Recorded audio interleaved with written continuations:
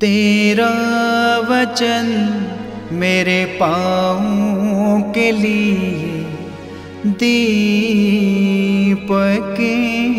है और मेरे मार्ग का उजियाला है।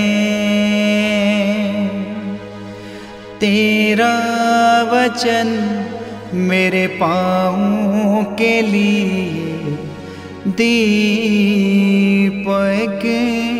है। पहला पाठ कुरिन्थियों के नाम संत पौलुस का पहला पत्र, अध्याय 2, पद संख्या 1 से 5 तक। मैंने आप लोगों को क्रूस पर आरोपित मसीह का संदेश दिया।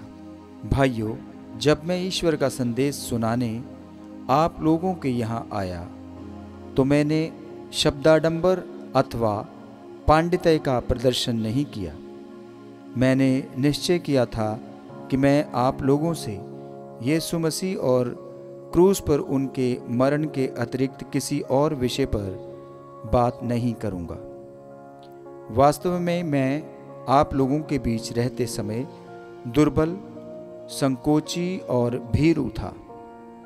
मेरे प्रवचन न मेरे संदेश में विद्वतापूर्ण शब्दों का आकर्षण नहीं, बल्कि आत्मा की शक्ति थी, जिससे आप लोगों का विश्वास मानवीय प्रज्ञा पर नहीं बल्कि ईश्वर की शक्ति पर आधारित हो।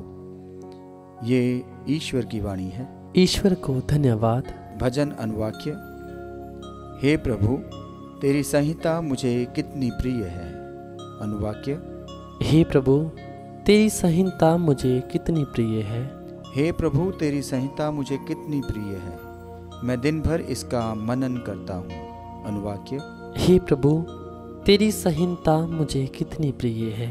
तेरे आदेश सदा मेरे सामने रहते हैं, इसलिए मैं अपने शत्रुओं से अधिक समझदार हूँ। अनुवाक्य। हे प्रभु, तेरी संहिता मुझे कितनी प्रिय है। मैं तेरी शिक्षा का ध्यान करता हूँ, इसलिए मैं अपने शिक्षकों से अधिक बुद्धिमान हूँ। अनुवाक्य। हे प्रभु, तेरी संहिता मुझे कितनी प्रिय है। मैं तेरी आज्ञाओं का पालन करता हूँ, इसलिए मैं वयोवृद्धों से अधिक विवेकशील हूँ। अनुवाक्य। हे प्रभु, तेरी संहिता मुझे कितनी प्रिय है। मैं कुमार्ग से दूर रहता हूँ, क्योंकि मैं तेरी शिक्षा पर चलता हूँ। अनुवाक्य। हे प्रभु, तेरी संहिता मुझे कितनी प्रिय है। मैं तेरी आज्ञाओं के मार्ग से नहीं भटक गया, क्योंकि तूने स्वयं मुझे शिक्षा दी है। अनुवाक्य। हे प्रभु, तेरी संहिता मुझे कितनी प्रिय है। जय घोष। हालेलुया। अनुवाक्य। हालेलुया। प्रभु का आत्मा मुझ पर छाया रहता है। उसने मुझे दरिद्रों को सुसमाचार सुनाने भेजा है। अनुवाक्य। हालेलुया। संत लूकस के अनुसार पवित्र सुसमाचार, अध्याय 4, पद संख्या 16 से 30। उसने मुझे दरिद्रों को सुसमाचार सुनाने भेजा है। अपनी मातृभूमि में नबी का स्वागत नहीं होता। यीशु नाजरत आए, जहां उनका पालन पोषण हुआ था। विश्राम के दिन वह अपनी आदत के अनुसार सभागृह गए। वह पढ़ने के लिए उठ खड़े हुए और उन्हें नबी ईसायास की पुस्तक दी गई। पुस्तक खोलकर यीशु ने वह स्थान निकाला जहां लिखा है, प्रभु का आत्मा मुझ पर छाया रहता है, क्योंकि उसने मेरा अभिषेक किया है। उसने मुझे भेजा है जिससे मैं दरिद्रों को सुसमाचार सुनाऊं, बंदियों को मुक्ति का और अंधों को दृष्टिदान का संदेश दूं, दलितों को स्वतंत्रता प्रदान करूं और प्रभु के अनुग्रह का वर्ष घोषित करूं। यीशु ने पुस्तक बंद कर दी और उसे सेवक को देकर वह बैठ गए। सभागृह के सब लोगों की आंखें उन पर लगी हुई थी। तब वह उनसे कहने लगे, धर्म ग्रंथ का यह कथन आज तुम लोगों के सामने पूरा हो गया है। सबों ने उनकी प्रशंसा की। वे उनके मनोहर शब्द सुनकर अचंभे में पड़ गए और कहने लगे, क्या ये यूसुफ का बेटा नहीं है? यीशु ने उनसे कहा, तुम लोग निश्चय ही मुझे ये कहावत सुना दोगे,